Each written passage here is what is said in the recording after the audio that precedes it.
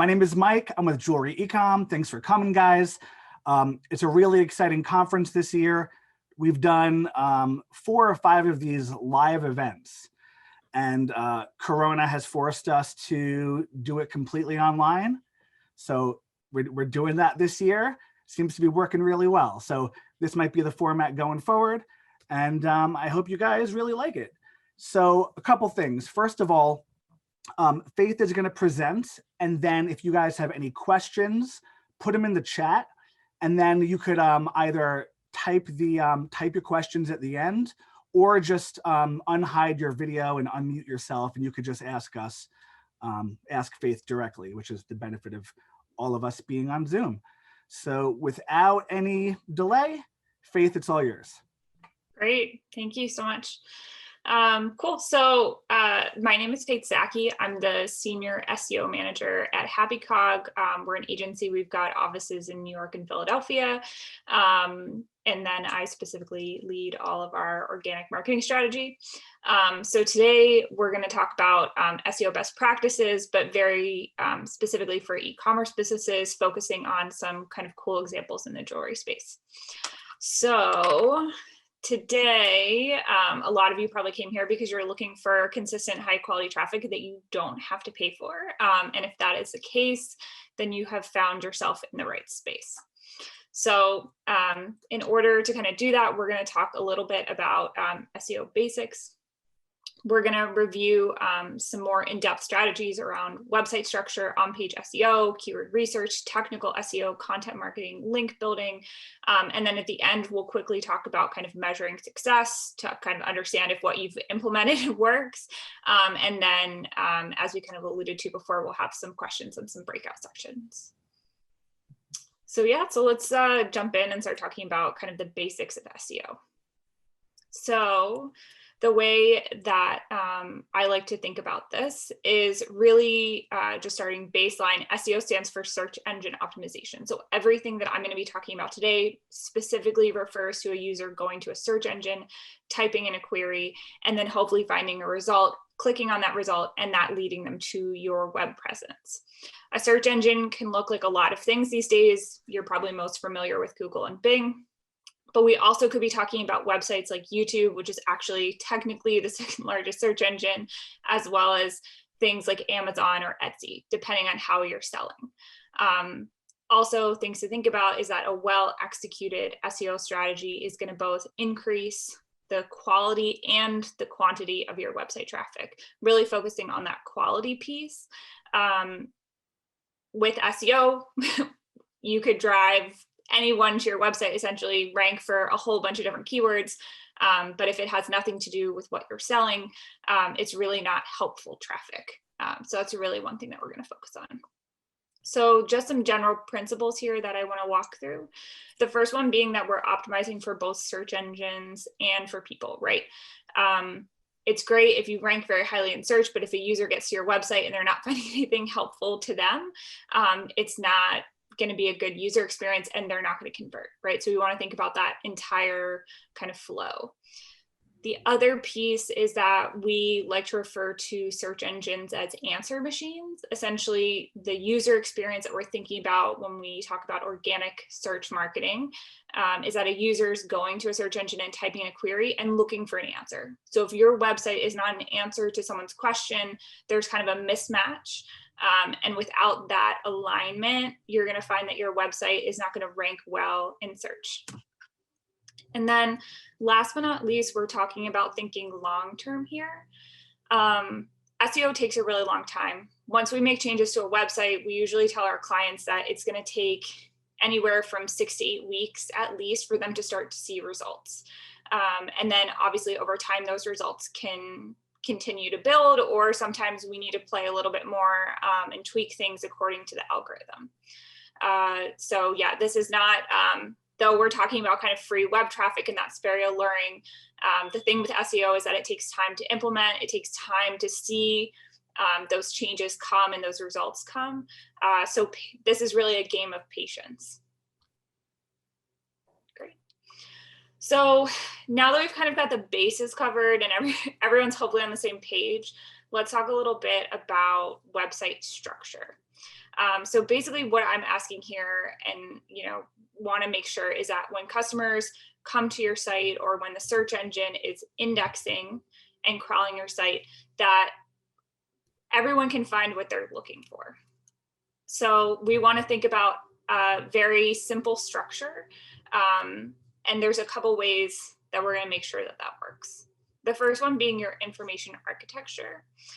So I'm actually going to show you guys two examples of architecture, one that's great and one that's not so great. So let's follow the link here. So what we're looking for from your shop section, specifically thinking about the e-com side of your site, a lot of businesses will do kind of an e-com content mishmash.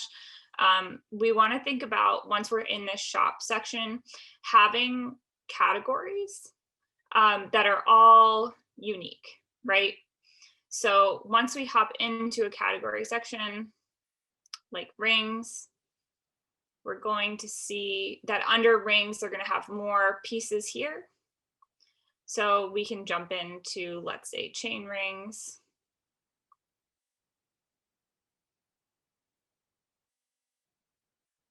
And we'll see that all of this has kind of filtered down, right? Let's see if this clicks. There we go. Perfect. So then we've kind of been brought down into this section. So the structure of this site works very well. It's definitely not perfect, but this is kind of the idea of what we're looking for, right? Things being broken out into very clear structure, right? Homepage, shop section, product category, and then product, like the product category pages. And then underneath that, we've got our individual product pages, right? Cool. Okay. So as another example, let's jump in here. Again, this is not meant to throw anyone under the bus, but just kind of provide some examples of, things that we're noticing. So when we get into these sections here, we can see that, there's kind of a shop all section here, but they also have things kind of outside of that main shop category already, where you can start shopping by material or collection or gemstones. And you can see that the categories aren't really very clear. And this is not great. There's no hierarchy really within the structure. The whole site is kind of built off this filtering structure. And there's no kind of individual pages here. So these are things that we don't love about this site. You can kind of, again, everything kind of adds on filters together rather than having it have like its own necklace landing page. And then, once you click into something else, it becomes like everything else becomes a filter. You're really just having everything across the site be a filter, which is not so good for SEO. Sorry, guys, broke the share.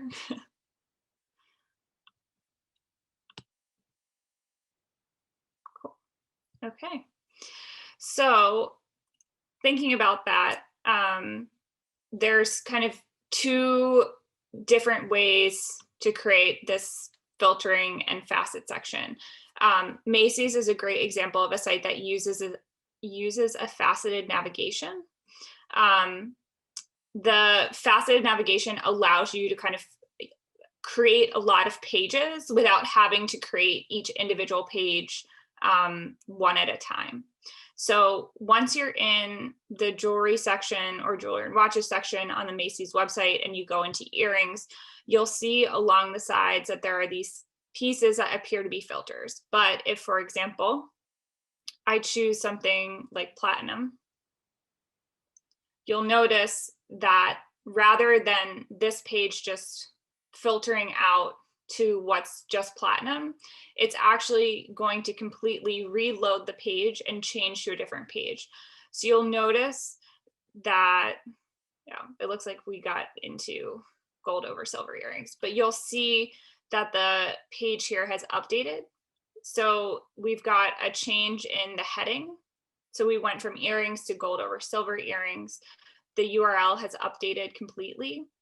This allows people who are searching very specifically, depending on what they've found, to find these pages in the organic search results. Whereas if you're using filters, those pages will not appear.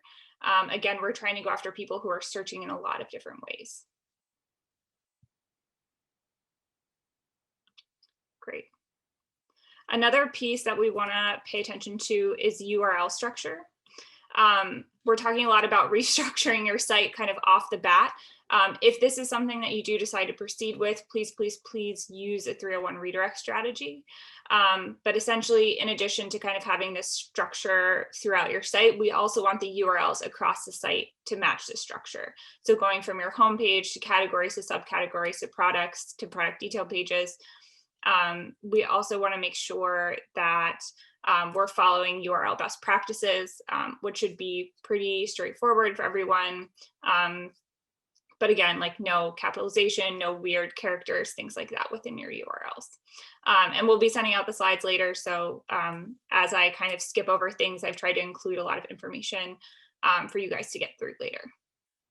One more piece on website structure best practices, the bed and bath problem. A lot of sites use this, especially sites like Wayfair or other home goods sites where they have pages that talk about bed and bath. You're never going to see a website, or you're never going to see a user go to Google and search for like a duvet cover and like bath linens at the same time. We want to make sure that each landing page on your site is unique and has its own topic. So let's keep going and talk about some on-page SEO, which should hopefully be a little bit easier to implement. The idea is, how do we make individual pages rank higher? So there's different places where we want to place keywords, and we'll talk about kind of choosing those keywords next. But there's some key areas. So the first one is going to be kind of making sure that you have your metadata set up, which are the titles and descriptions in search. And I've included some information here about how to format those titles and descriptions. Another piece is we want to make sure that you're using proper HTML heading tags. These are important for SEO. They're also important for web accessibility. It's going to refer to kind of the title and the subheadings throughout your page and how those are coded. The order and the keywords included in those are very, very, very critical. We also want to think about landing page content. We're writing, again, for buyers, not bots. The search engines are really smart. They can understand normal human speech patterns. So we want to make sure that we're really writing for that. We also want to make sure that we're writing enough content for the search engine to understand what the page is about. So usually we recommend about 300 and 350 words. In competitive markets, this is very, very, very important. I think a lot of people here may know that the wedding industry and the engagement ring industry is extremely competitive, especially in the SEO world. So that's one area that I could definitely like point at and say that's going to be a place where we're going to need a lot of copy. The other piece specifically with eComm is going to be the product detail pages. So these are going to be the pages for small businesses to win out against what we'll call kind of like the eComm giants, right? So in this case, we want to make sure that we have unique content for all of the pages, that we are describing both features and benefits. Those are two different things, and we're going to need unique keyword sets for both. We want to make sure that you as your business understands your audience so that you can kind of pull in what those features and benefits are and talk about them clearly in the way that people would be searching. Again, matching the content on your page to the query someone's typing into the search engine. And then another piece is going to be, making sure that we're doing that keyword research part, which leads us to keyword research. So, what is your audience searching for is the first question that you need to kind of come to with this. If we're not thinking about what users are typing into the search engine and those questions they have, it's impossible for us to kind of create the answers that they're looking for and include them on our website. So when we're researching keywords, there's a few things we want to make sure we're talking about. The first piece is going to be relevancy and intent. So if a user is looking for something like rings, are they looking for engagement rings? Are they looking for promise rings? Are they looking for friendship rings? What are they looking for? And how do you lead them to a page that answers that question? So a lot of times we're going to use modifiers, again, extra words in the keyword phrase to get things to be a bit more specific and create landing pages for each of those. We want to think about broad and narrow keywords. It's great to have a rings landing page, but you might also need engagement rings landing page, or a gold ring, silver rings landing page, depending on how people are searching. The other piece is going to be diversifying your keywords. So making sure that as you kind of go through that, if you're, talking about bracelets, you might also be talking about cuffs or tennis bracelets or different pieces of that. Everyone's going to search a little bit differently. Cool. So there's a few different ways that we can research keywords. One of the easiest ways is going to be to use predictive search. So when you go to Amazon, for example, and you type in something like necklaces, there's going to be, suggestions on other modifiers that you can add to that word. So it could be like gold, chain, charm, different words that you would add to necklace to kind of define that a bit more. The predictive search suggestions are based on what other users have typed in. So it's a great way to see what your audience is looking for. Another tool that we can use is a lot of different search engines provide them. There's a lot of other SEO tools. We like to use the Google AdWords Keyword Planner tool. You can get into that with just a Gmail address. You don't have to have a full ads account. You won't be able to see all of the data. It'll give you kind of volume ranges, but that's a great way to kind of get started there. And then another piece is with Google Trends. Some things that I thought would be really cool to kind of show the team here were just some trending modifiers that I think, thinking outside of the box and outside of those kind of typical like gold and silver type of modifiers that I'm using.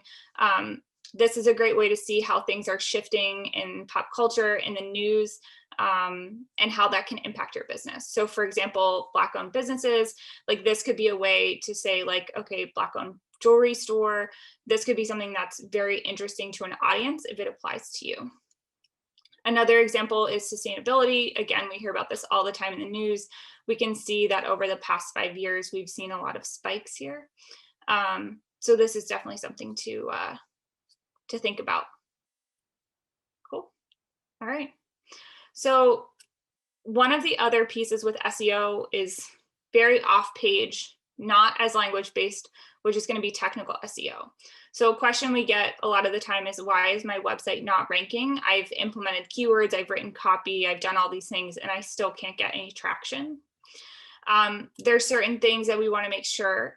So technical SEO is a pretty big category, but these are some basic ones that I've seen across a lot of e-com sites where the rules haven't been followed as well. So the first one being XML and HTML sitemaps. HTML sitemaps are something that a lot of websites tend to skip. They're thought of as very old-fashioned. We need both. As an example, you can see on the Apple Store, again, huge business, huge website, they've got both. So this is definitely something that, that we highly recommend. Another piece is going to be site speed, and more recently, the core web vitals. Both of these are going to measure both how fast your site is and also the user experience on your website. You can find a lot of details about these in Google Search Console or Bing Webmaster Tools. These are standards that really need to be met in order for your site to be ranking well and competitive. Another piece is going to be your response codes. All of the pages on your website should hopefully be serving a 200 status code. If they are not, there's probably some reasons for that. We see with a lot of e-commerce businesses, when they run out of a product, they 404 the page. That's a really bad habit to get into. Those pages should be 301 redirected either back to your homepage or another relevant page on the site. directing them somewhere else to shop. Another piece is that sometimes when products are out of stock, e-com sites tend to use a 302 redirect or a temporary redirect. Essentially, that's not ideal.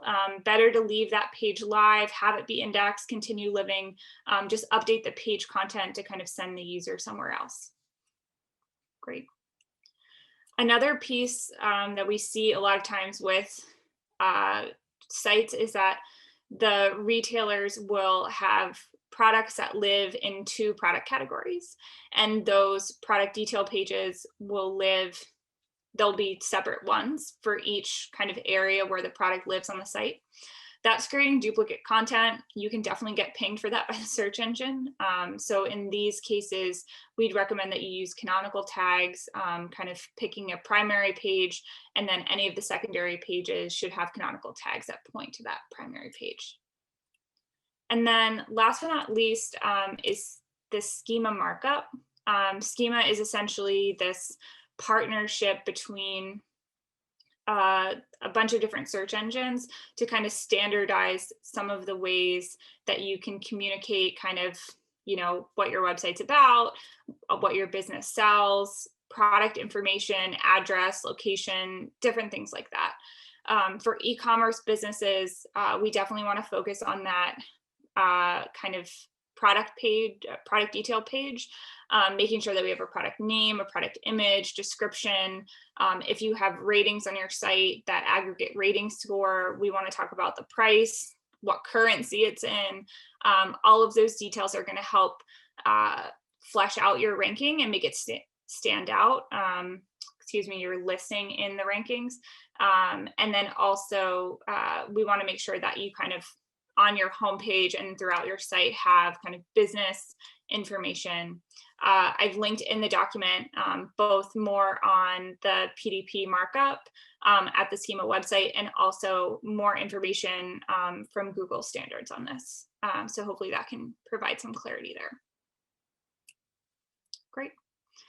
So on the content marketing side, going back to the language and kind of off of that on-page marketing, we want to talk a little bit about how content marketing and SEO go hand in hand. And the answer here is pretty easy. Keywords need a place to live. That place is in content. We talked about kind of that on-page SEO strategy. And we want to think about, once we have that ranking, because we've got great content, a user is going to come to the site. They're going to read that content. A lot of people think like, we're just making this content for the search engine. Users don't read it. Users read the content on your site. And we want to make sure that you're connecting with your audience in a way that's going to help them shop better. So one of the pieces that we want to think about here a little bit is the sales funnel. Essentially what this boils down to is helping your shoppers shop, right? If you are providing them content that gives them the argument for why your products are better, for why you're offering a great value, for why you're offering something that's totally unique and different, that's going to help them convert at the end of the day. So when we think about a content strategy, we want to make sure that there's content on the website that leads a user from that awareness state. So maybe they don't know what an engagement ring is or how to shop for an engagement ring. Once they have a better idea of what that product is, we can get them interested in your product. And maybe there's a couple other products that they're looking at, and then they kind of get into this decision phase where they're comparing different things. A lot of times we'll see different brands, kind of brand A versus brand B, are pretty high volume search terms a lot of the time. And then the last step is going to be action. Again, making sure that the user can find the product page when they're ready to actually pull the trigger and buy. Most of the products in your industry are not going to be impulse buys. Sometimes we're talking about things that cost, quite a bit of money. We want to think about, again, kind of having that journey nurtured a bit. Cool. So the other piece with content marketing, and I know I said this at the beginning, is being patient. We have a client that we've been creating content for some time. And over the course of the past 3 years, let's say we've created a piece of content 3 years ago, some of those pieces of content we see still ranking at the top and still driving a significant portion of traffic month over month for them. Not every piece of content is going to perform super well, but when you hit the nail on the head and you get that one piece of content that's consistently delivering traffic to your site, that is so valuable. So definitely really worth investing here. Cool. So another piece that I want to quickly talk about is link building. A lot of times we get the question of like, do links still matter? Is this really an old tactic? The answer here is absolutely. Links do matter. So the first piece is domain authority. This is a metric that's been created by the SEO industry, so it's not from any major search engine. So we're taking this with a grain of salt, but essentially it's the best guess that the industry has at how the algorithm works. So we can score websites to see, compared to another website, how they would rank, right? So if a website that has a score of 70 is kind of up against a website that has a score of 50, the 70 website is most likely going to win out in the search results. One of the things that directly impacts this domain authority score is how many links you have from other websites and how authoritative those websites are that are linking back to your site. So link building is important. The strategies have become a little more difficult, whereas, 10, 15 years ago, you could use like a link farm, or you could just kind of write a blog post and submit it to someone else and have them, link back to your site. Those practices are less common as people realize kind of the value of their own site's authority. They get a little bit more careful with that. So there are definitely some strategies that we can use here. So for example, stockists are a big one, or even testimonials, anywhere where you see a lot of kind of people like having links listed on their site. This is a tea brand. So if you have products that you sell at other stores, getting on or creating kind of a stockist list is definitely a great way to create a link strategy. You can see hopefully down in the bottom left corner as I hover that all of these are actually links. Another example is going to be with roundups. So for example, a lot of blogs tend to do these roundups once a week, usually at the end of the week. They will often link to things that they've read. Sometimes they'll link to different places to shop. So this is a great place kind of for your brand to be. Again, building the relationships with other websites, with partners, anywhere that you can kind of be like, okay, this person is a friend. We want to make those connections and turn them into actual links. Okay. So the last piece that we're at today is measuring success. So one piece here is just thinking about how are we going to track and communicate these results. So if you end up spending all this time on SEO, how are you going to kind of convince a team that it was worth it? So there's 3 metrics that we definitely want to make sure you're looking at. There's lots of different ways to do this, but the top 3 that I want to focus on are, first off, organic traffic. Are you getting more traffic? Are more people coming to the site? That's really, really important. We want to look at things like sessions, users, how many pages are they looking at? We want to look at this month over month and year over year to factor out seasonality. Another piece is rankings. You can use a bunch of different tools to track rankings, but what we want to see is that if you're ranking on page 3, that you're now ranking on page 1, or if you're ranking on page 10 or not at all, that you're ranking on page 5 now. We want to see some traction gained. When we talk about visibility, we're referring to kind of all of the keywords that you're ranking for, and just making sure that that overall visibility score is going up. And then last, we want to think about your conversion rate. So specifically, compared to how many people are now coming to the site, is your average order value going up? Are we seeing, more revenue come to the site? Are those two metrics tracking together? Cool. So, and the tools that we're going to use to measure them, I highly recommend Google Analytics. A lot of other smaller website platforms have other analytics tracking tools.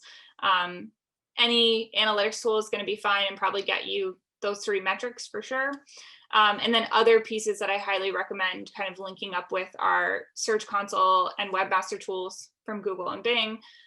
These are going to help you guys track keyword drivers, track site speed, different things like that, to just make sure that we're kind of on the up and up on the technical side. Cool. So now it's time for questions and breakout sessions. So I'm going to pass it back to Mike. And I've also got some of my contact information here, but we can start. You have a few questions here, Faith, from people in the chat. I don't know if you can see the chat from your screen. I can't if I keep sharing my screen. Okay, so I could read them out for you. Okay, cool. So Erica asks, how can I narrow the search to what people around my area are searching for? Great. So specific tools like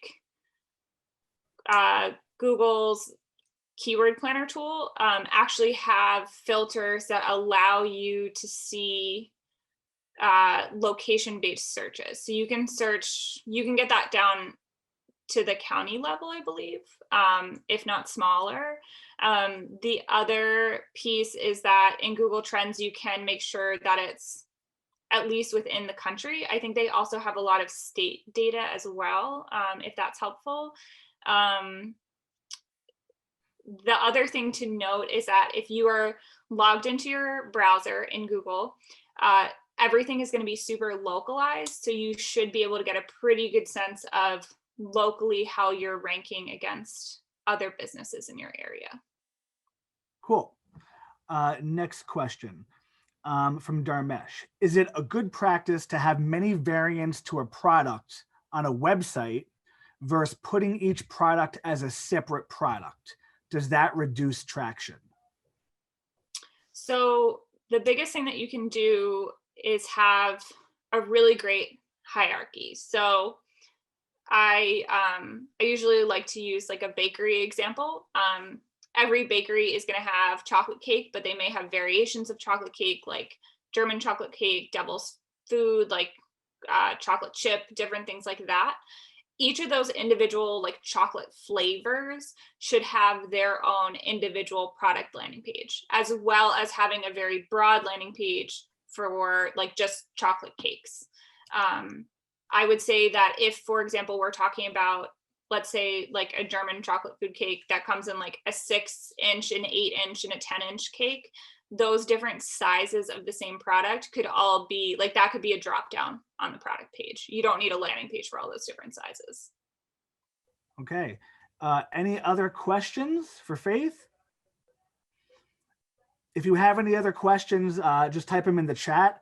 Also, I'm going to open up some breakout rooms. So basically what that means is Zoom has a functionality where everybody can get divided up into smaller groups to kind of talk about this more if you want and ask more questions. So if there are no more questions for Faith, I'll set those rooms up. No? Okay. Cool. Oh, hold on. Jerry just asked, how about image alt text? Will this help? And should it be descriptive or more towards carrot weight? Can we get clear? I'm going to assume that the carrot weight is specifically like we're talking about the diamond details specifically. Yeah, I think, he's asking, does the image alt text need to be product details or descriptive? Got it. Yeah. So we want that to be, so the alt text is going to be similar to your HTML headings, where that's going to play a role both for SEO and for your web accessibility guidelines. So we want to make sure that while it is optimized in the sense of keywords, that we're really thinking more about relevancy. So again, if you have pictures of diamonds of your diamond stock, I would assume that carat weight would be important for describing what that image is. Thinking about if someone can't see this, or like the search engine, which is like a robot, can't see this, how are they going to understand the image? So we probably want to include the word diamond as well as the carat weight, as, you know, if it's set, if it's not set, different things like that, so that the image can be seen in someone's head versus them having to look at it. Okay. Anything else? Anybody else? Last chance for questions. Oh, another question from Dharmesh. Okay, cool. Say we have a collection with lots of gemstone options and ring sizes. Mm-hmm. Should there be a separate amethyst ring and a separate garnet with their own ring size options? Or should we have that style ring with gemstone drop downs and ring sizes? That's a good question. So the way that we would kind of determine that is usually based on search volume. So my assumption off the bat is that a lot of people are probably searching for gemstone XYZ plus ring. So having those different gemstone ring landing pages would probably be very helpful.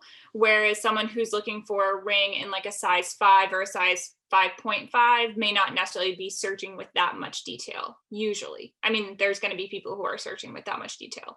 I think the assumption would be is that most of the time you can get things resized if needed, but the gemstone isn't something that you're going to like pull in and pull out of the product. Got it. Erica asks, do you recommend any minimum amount of words per item? Yeah, so I think that's going to depend on the awareness of your user. So for example, people who are searching for engagement rings are probably looking for like, you know, an east-west setting of an oval stone with a platinum band, and it's going to be this many carat, right? Like there are people who are looking in that grade of detail. If it's something that's a little bit more funky or fun, we may want to use more details around the style of like what that piece of jewelry, like how that would match up with someone's style or things like that. We may need less copy there, just because there's not as much detail that the user would be searching with. They wouldn't know as much about the product. Got it. Anything else, guys? All right, so I'm going to open up these breakout rooms for anybody that wants to keep talking about this, and I'll open them up right now. Cool.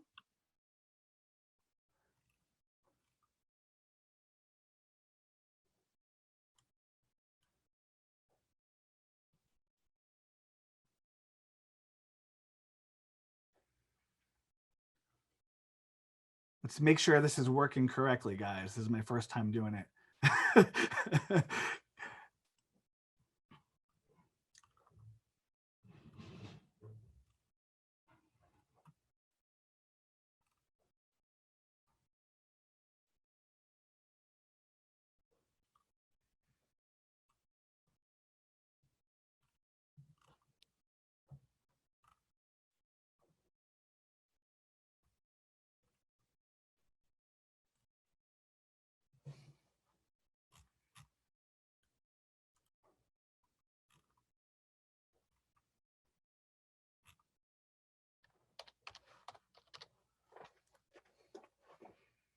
All right, we got some people in here.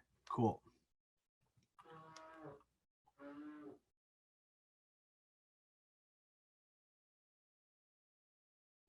Any questions, guys? Anything you want to talk about?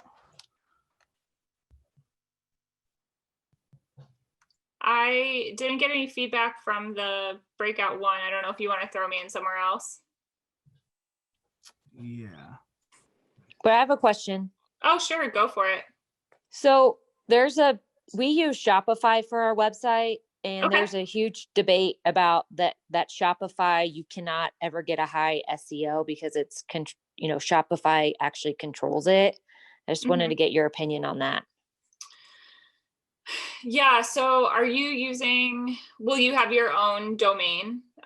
Like So without, yeah, we have our own domain, okay. but we've had the website for like 5 years. Um, and it integrates with our POS system. So it's easy to put the products on there. So that's the whole dilemma. Do you like spend, a large amount of reinvesting your money to build a whole nother website with WordPress or, another function, or do you Yeah. just continue using Shopify? We have a lot of clients on Shopify. We actually have an e-commerce business that we work with right now. They're not in jewelry, but they do sell, like, it's kind of like a Blue Apron style business that is actually moving off of WordPress to Shopify right now, Oh, with the hope of seeing significant ranking improvements, as well as, there's a lot of benefits with the easier integrations there with Shopify. So yeah, I think I don't think Shopify should necessarily be the piece holding you back. okay. So yeah, I would not say that SEO is kind of pointless on a Shopify site for sure. Okay. Yeah, we see limitations with a lot of CMSs. Usually depends on how they've been set up. We have clients that have used Magento and found themselves very stuck from like a flexibility standpoint, just because of the way that it was set up and built. So yeah, I don't think SEO should necessarily be something that's impossible for you guys there. Okay. Thank you. Mm-hmm. Cool. I see another question here. Recommend sources for learning for someone very new to SEO.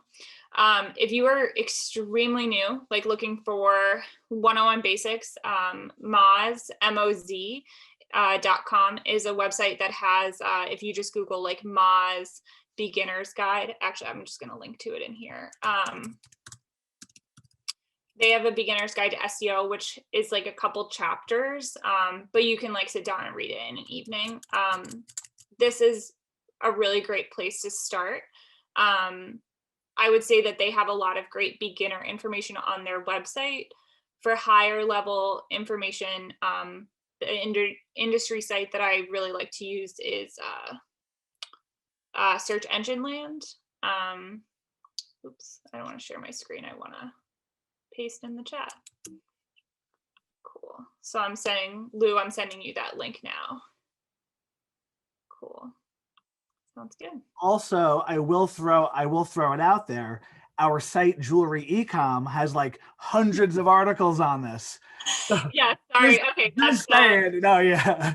That's on me. Sorry, guys. No, it's cool. I'll put it in the chat for those of you who haven't been to our site, who maybe.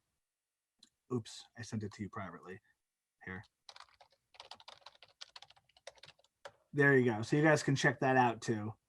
Mm-hmm. Awesome. Great. Anything else, guys? Any other questions? Yeah, throw them in the chat. I'm happy. It can even be. Oh,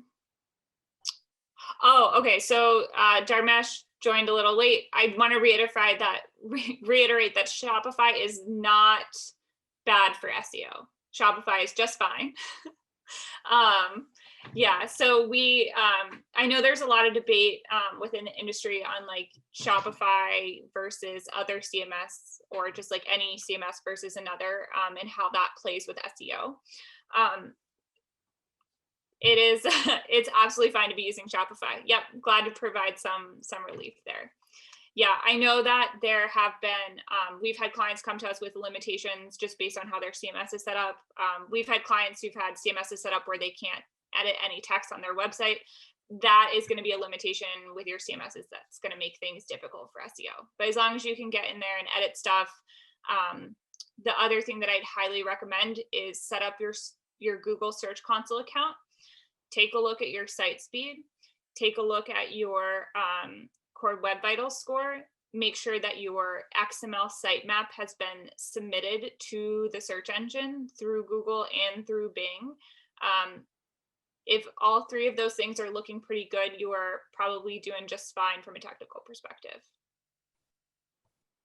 Right on. Any other questions, guys? Now's your shot. Yeah, I know we blew through a lot of information today. There's lots of links in the slides, so hopefully you guys can sit with that a little bit more. But like feel free to like drop stuff into the chat, and yeah, we've got a couple minutes. So if you want me to look at your site, we can share the screen and look at your site. Some people are asking, are these slides going to be provided? So this is being recorded, so the session itself is going to be put on the website, but I think people want to see the actual slides also. Yeah, I can send you a PDF, and we can. Well, so what we'll do is we'll put a downloadable link under the session where you guys can watch the session and then download the slides also right under the video. Mm-hmm. Awesome. Well, yeah, so I'm gonna send Cameron. So Cameron just asked about testing your site's load speed. Yeah, so there's a link that we like to use, which is page speed insights from the Google Dev site. This is a great place to start. It's not the only score. We actually usually find large discrepancies between, I sent that directly, sorry. We usually see large discrepancies between page speed metric tools. Google uses Lighthouse. That's a great place to just get started and get a sense. They'll show you kind of your opportunity metrics. So Hillary sent me her site, so we're just going to jump over there and take a look at that. I'm going to share my screen.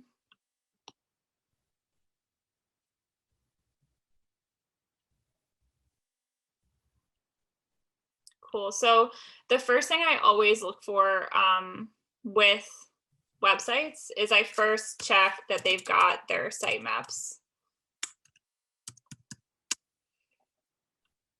So we've got an XML sitemap here, and then we've also should have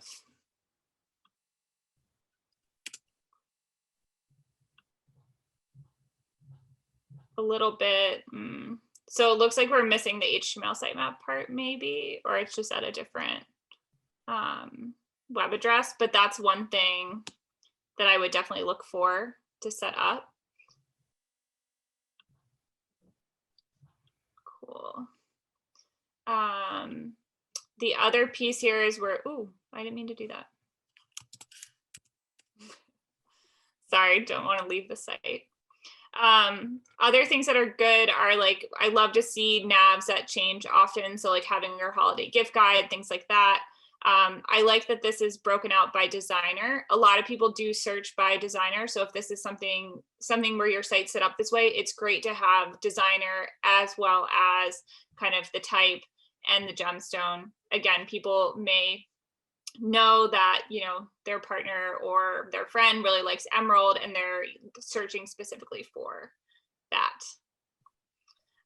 The one thing that I would say is that we want to make sure that as we go through different pieces here, so like if we go to earrings, it might be nice to have a way to kind of filter this down a bit more, because we just kind of have the navigation here. It might be nice to have some filtering to help create some of those like emerald plus earrings plus gold, etc. Cool. I'm going to jump. A couple people have sent sent websites, so I'm going to just jump to a few more. Take a peek. So I'm just going to jump and check some different things on here.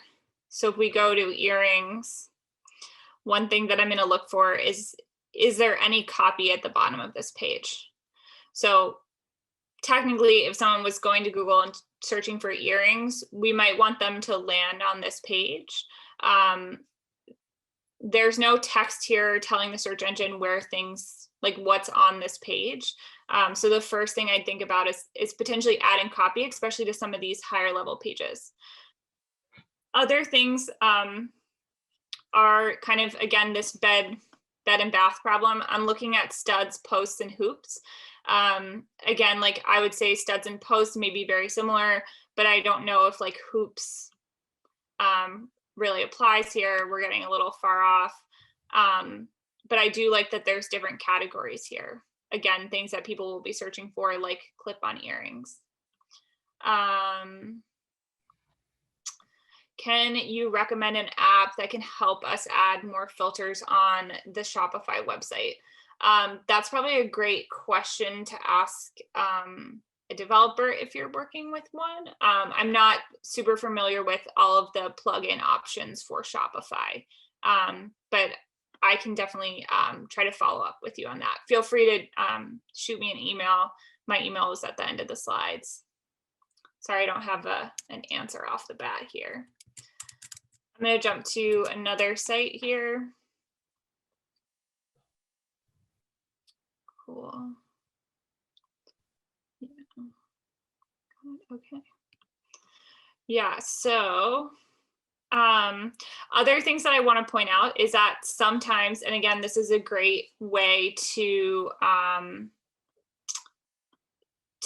things to look at within your Google site speed, is that these pop-up boxes and kind of extra JavaScript that you're adding to your site can sometimes slow things down. So I would definitely be really careful about, you know, looking into these pop-up boxes and the services that you're using for those.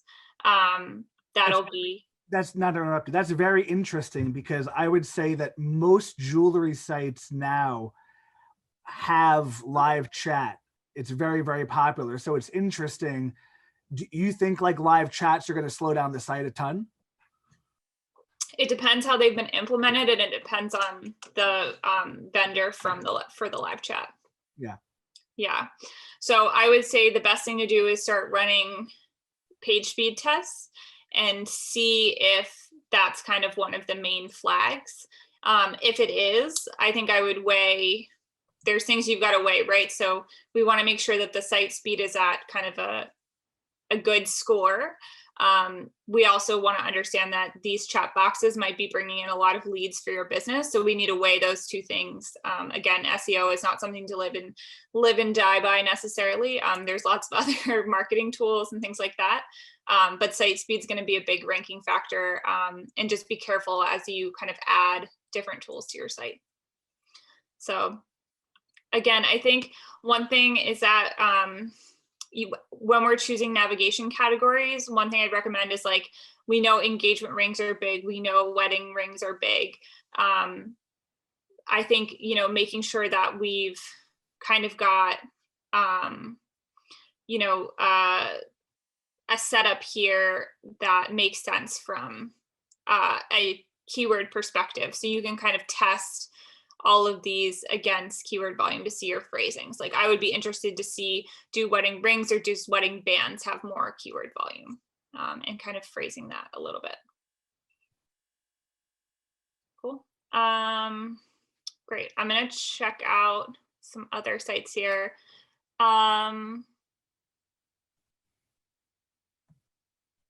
Yeah, so Dharmesh, I can't say for certain. Again, it depends both on the vendor and how the chat box is implemented for site speed purposes. So I would definitely, again, just look at your site speed score.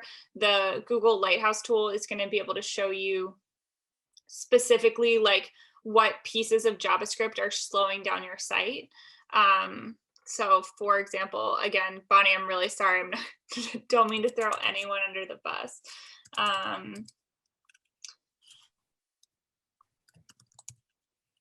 Yeah, so let's check this out here. So essentially what you're going to do is, if you throw a website into this, I'll show you guys exactly what you need to be looking for. So as you throw a site into this tool, which takes a few minutes, again, with SEO, patience is key. We'll be able to see exactly the recommendations from the search engine, and usually they'll throw out some JavaScript.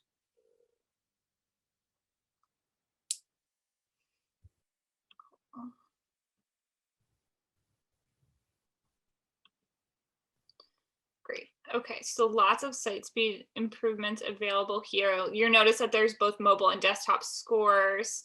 Cool. For Sue, for copy, I would say we want to aim for that kind of 300 words of text, especially on a broad page like earrings. So we can see kind of reduced JavaScript, and it's going to actually point out exactly which pieces of JavaScript are slowing you down and how long they take to load and different pieces like that. So we just want to be careful about what's in here and how that's set up. Again, you're going to see stuff like your Google Analytics JavaScript here, or like your Facebook tracking pixels. You don't want to delete those. You need those to like see traffic and things like that. But if there's other things that you don't necessarily need that are really slowing down your site, that's going to be really important. Hopefully that adds a little bit of clarity there. Cool. Okay, I'm going to jump over here to Evan's page.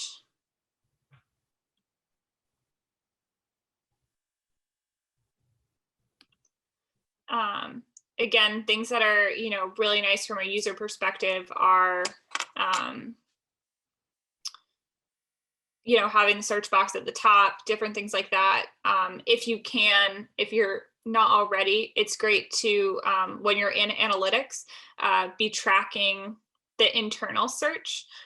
You can look at those terms that people are searching on your website, and try and think about, like, am I using that language on my site, and am I using that in a way that I could also be ranking for that in the search engine as well? Cool. There's definitely some nice little bit of copy here on the homepage. You don't need a ton of copy on your homepage, but there is some good copy here. Your homepage is usually just going to rank for your brand. Again, it's very unlikely that someone's going to type in jewelry and like end up on your site. And that's absolutely fine. It's a very broad search. Those people may not even be looking to buy anything. But I do think that that's important here. The other thing to think about is how we're using HTML headings. So basically I highlighted that text here, and I'm basically hitting inspect in a Chrome browser. That's bringing up kind of that front end tagging. These pieces of text are not HTML headings. You can see that inside this bracket where the purple B would be, we'd want to see like an H2 or an H3 for some of these, and maybe looking at some of the top text here. Maybe we'll be able to see a HTML heading here. Yeah, so this is an H3. Realistically, we'd like this to be an H1, right? Like this is the brand name. This should be an H1 here. Cool. I'm going to jump to another page here from Meryl.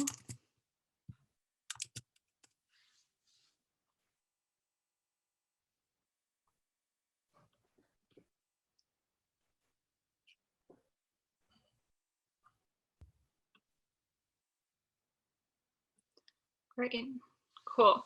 So I like that in addition to the shop section here, which we have kind of an interesting, we also have these consultation and brokerage services and appraisal services. If that's something that you offer, like having that defined on your website so that people can find your business that way is great. The other piece is one thing that I'd recommend is if you do offer consultation services, you'll see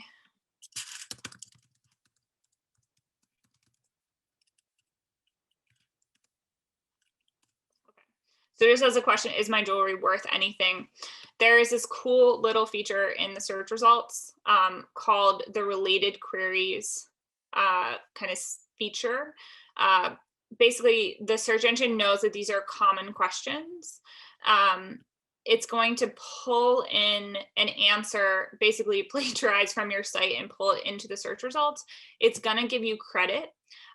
People interact with this feature quite a bit. So if you can on your website, rather than kind of just listing out these questions, do a little bit of keyword research, figure out what the questions are. You can figure them out simply by like Googling similar questions and seeing what's in the related queries boxes. Feel free to steal all these questions. Write some answers. They can be really short, like 75 to 100 words. And then kind of do a Q&A on your site, right? Like you can describe like, we offer great consultation services, blah, blah, blah. Here are some common FAQs, and just drop those in at the bottom. You'll notice that you'll probably get a lot of traction by ranking in these related queries boxes. So hopefully that's helpful. Just another kind of technique to use. Cool. How am I doing on time, Mike?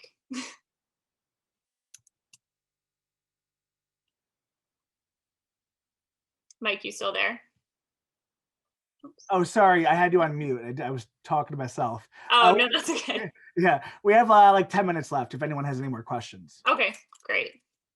Cool. Yeah, feel free to drop any more questions in the box, guys. This is the last volunteer site I have in queue, so if there's any more, feel free. Like, no shame here. I'm happy to just like take a peek and kind of point things out. Cool. Great. Okay. So, again, having a call to action on the pages where you're asking for email or information is always good. Also, things that are great for e-commerce is having these multiple payment forms and calling that out. Things like Trustpilot, other services like that kind of confirm to a user that if they put in their credit card information, things are going to be okay. They're not going to have their credit card information stolen, is really important when we're thinking about SEO and that kind of e-com conversion rate. If there are things that cause hesitation on your website for the user to put in their credit card information or make that purchase, it's going to reduce the value of the traffic you're getting. So anything you can do to kind of boost confidence to that user who's coming from organic search or even paid search is going to be very, very important. Again, think about those times where you've landed on a website researching anything and you kind of get to a website and you're like, I'm not really sure if I trust this source, and you go somewhere else. You don't want that to happen when people are shopping, where they're like, I'm not sure I want to buy from here. I'm going to go look for something similar somewhere else. Cool. I like that we've got some different categories here. But I think if we jump into jewelry case, here we go. It looks, oh, we've got, these are accessories. Got it. So I would say for this with the collections, it might be nice to also have kind of a more typical section where we've got necklaces, rings, bracelets, like as their own sections, and then changing that everyday jewelry to be like a more specific collection. Cool. Great. Okay, so Dharmesh is asking more about meta descriptions. So yeah, so let's talk a little bit about that. I'm going to jump in here. I'm going to do, so what I've done again is just on the page, I've right-clicked. Instead of inspect, I'm going to go to this view page source, which is going to, again, take me to more of the back-end view of the code. I can see here that we've got metadata set up in this title and description. So we've got the title here is the name of the product. We've got rose quartz, and then we've got an en dash, and then we've got the brand name. That's great. I think, you know, if there's any other descriptors that we could put in here, that would be great. The other thing to think about is that oftentimes users coming from organic search may not know your brand. So including your brand name in the title is not as important as reflecting back to the user what the query was that they searched for, which could be like quartz heart necklace or something like that. Again, we've got those key terms in the title. The description area, we want to make sure that we're not necessarily as focused on the keywords, but we're thinking more about the click-through rate, right? So the title is going to get that query match where we're aligning those two phrases, both what the user typed in and what's in your title. And then for the description, we want to confirm to the user where they're going. We want to use this to reduce your bounce rate and increase your click-through rate. So amaze your loved ones with this rose quartz necklace, wear it alone or with other minimal necklaces for a layered look, unique design. So this is very long. It's probably actually a little long.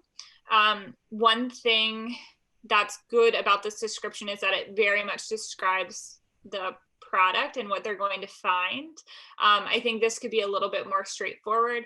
I think it could also call the user to action. So have them like say something as explicit as like shop now or contact us for a consultation, whatever that next step may be that you want the user to take. Sorry, I'm jumping around here, trying to see if I can jump back here.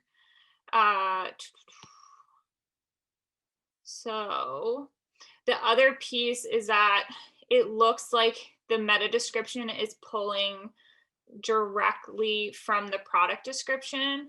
We want those two things to be unique. When you're writing blog content, article content, things like that, the title of your post can be an exact match to your, so like the H1 on the page can be an exact match to your meta title tag, but we want the description to be very focused on letting that user know where they're going and improving your click-through rate.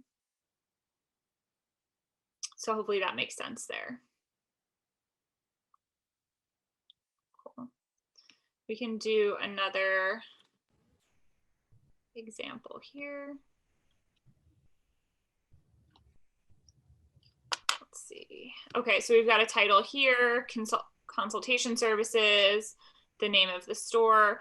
I would actually say that what's probably missing here is like, I would move like jewelry or like fine jewelry consultation services, qualify that a little bit more at the beginning, worry less about the brand name, more about the service that the user is searching for your meta title. And then for the description,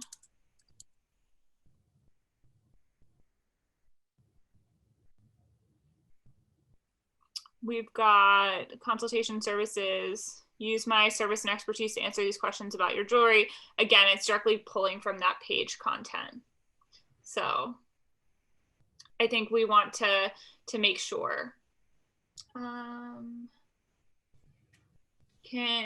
Mary's asking if I can go back to what I said about the description content, and Darmesh is asking if we take the same rose quartz description and details from the earlier site, what can we write into the meta description? Okay, that's good. Great question. So let's go through an example. So I would say something like, I'm just going to do a little bit of a,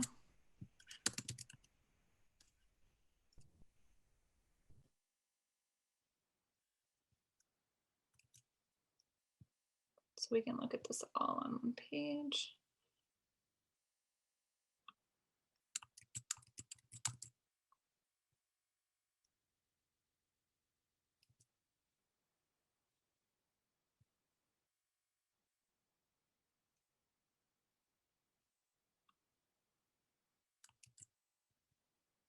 Okay, so we've got the title of the page and the description. I always like to kind of start in with a little bit of a lead. So it could be something as simple as like shop, but it could be like discover. Sorry, you guys are gonna learn I'm a terrible typer.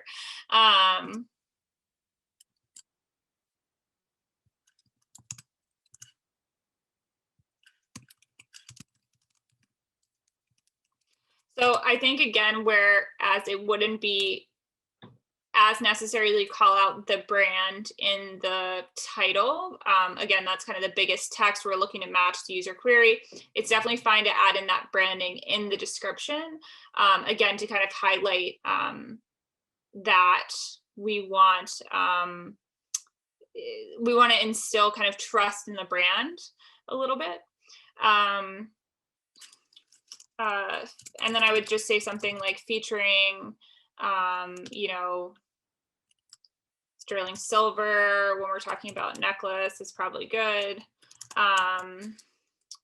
Featuring sterling silver chain, and then like designed to be worn with, designed to be worn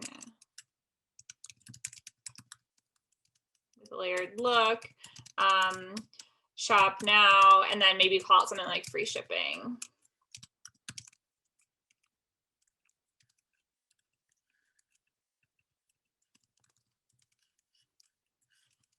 And then we can check my my word count, my character count on this.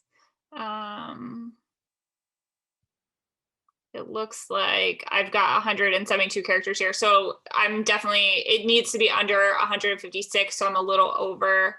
So I could maybe take out something like shop now.